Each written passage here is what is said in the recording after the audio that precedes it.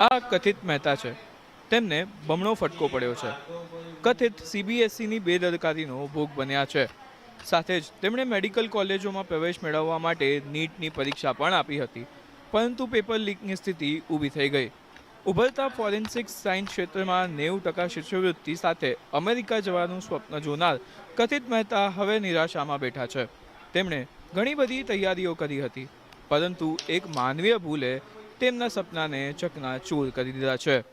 હવે જે હિસાબથી મારા માર્ક્સ આવ્યા છે એ હિસાબથી મને 90% સ્કોલરશિપ તો મળી નથી રહી. ખાલી 50% જેટલી સ્કોલરશિપ મળે છે અને 50% સ્કોલરશિપમાં મારે 1 કરોડ જેટલા ભરવાના આવી રહ્યા છે. તો હવે અમારી એવી પરિસ્થિતિ નથી કે અમે 1 કરોડ ખર્ચીને યુએસએ હું જઈ શકું. કથિત મહેતાએ 11મા ધોરણમાં 85% અને 12મા ધોરણની પ્રિલિમ્સમાં 80% ગુણ મેળવ્યા હતા, પરંતુ અંતિમ પરીક્ષામાં માત્ર 69 ગુણ જ આવ્યા. તેમણે તેમના પસંદના વિષયો રસાયણશાસ્ત્ર અને ભૌતિકશાસ્ત્રમાં અપેક્ષા કરતાં ઘણા ઓછા ગુણ મેળવ્યા છે. પેપર ખોલવા માટે તેમણે 3 દિવસ વારંવાર સીબીએસઈ વેબસાઇટની મુલાકાત લીધી, ત્યારે છેક જઈને તેમની અરજી ગ્રાહ્ય થઈ.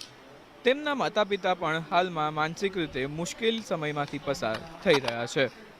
મારું ફિઝિક્સનું પેપર નથી ખુલી રહ્યું, બાયોનું નથી ખુલી રહ્યું, ખાલી કેમેસ્ટ્રીનું ખુલી રહ્યું છે. બરાબર છે, તો હવે આ પર્સન્ટેજ હું વધારવા માટે ગમે એટલી મહેનત કરું, સાઈડ જ બંધ થઈ ગઈ છે, કશું થવાનું નથી.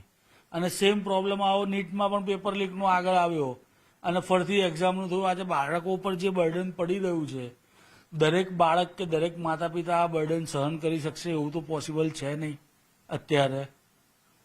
એટલે આ રીતનું બહુ અઘરું થઈ જાય છે બાળકને સાચવવાની અંદર.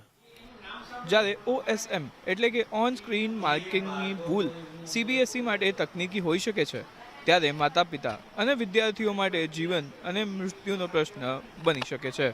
ગોટાળાને કારણે કથિત જેવા લાખો છાત્રોના ભવિષ્ય સાથે ચેડા થયા છે.